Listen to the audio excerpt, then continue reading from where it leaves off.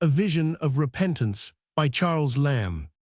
I saw a famous fountain in my dream, where shady pathways to a valley led.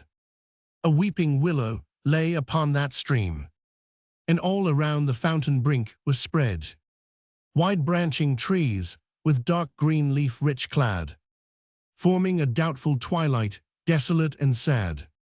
The place was such that whoso entered in, disrobed, was of every earthly thought, and straight became as one that knew not sin, or to the world's first innocence was brought. And seemed it now he stood on holy ground, in sweet and tender melancholy wrapped around. A most strange calm stole o'er my soothed sprite. Long time I stood, and longer had I stayed, when lo, I saw by the sweet moonlight, which came in silence o'er that silent shade, where near the fountain something like despair made of that weeping willow garlands for her hair, and eke with painful fingers she enwove many an uncouth stem of savage thorn, the willow garland that was for her love, and these her bleeding temples would adorn. With sighs her heart nigh burst, salt tears fast fell, as mournfully she bended o'er that sacred well. To whom, when I addressed myself to speak, she lifted up her eyes and nothing said. The delicate red came mantling o'er her cheek, and gathering up her loose attire, she fled to the dark covert of that woody shade, and in her goings seemed a timid, gentle maid, revolving in my mind what this should mean, and why that lovely lady plained so, perplexed in thought at that mysterious scene, and doubting if 'twere best to stay or go.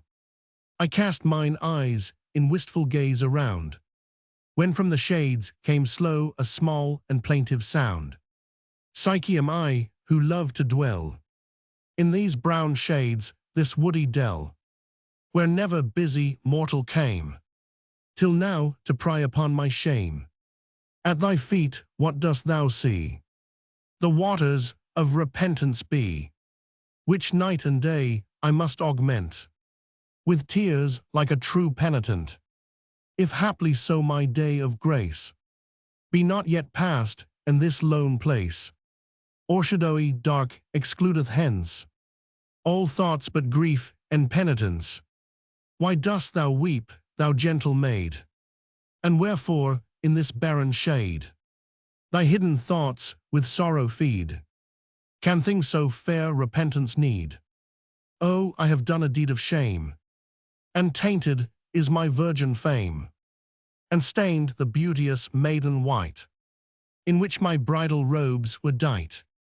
And who the promised spouse, declare, and what those bridal garments were? Severe and saintly righteousness composed the clear white bridal dress. Jesus, the Son of Heaven's high King, bought with his blood the marriage ring. A wretched sinful creature, I, deemed lightly of that sacred tie, gave to a treacherous world my heart, and played the foolish wanton's part. Soon to these murky shades I came, to hide from the sun's light my shame. And still I haunt this woody dell, and bathe me in that healing well, whose waters clear have influence from sin's foul stains the soul to cleanse. And night and day I them augment with tears like a true penitent, until due expiation made, and fit atonement fully paid, the Lord and bridegroom me present, wherein sweet strains of high consent, God's throne before the seraphim, shall chant the ecstatic marriage hymn. Now Christ restore thee soon, I said, and thenceforth all my dream was fled.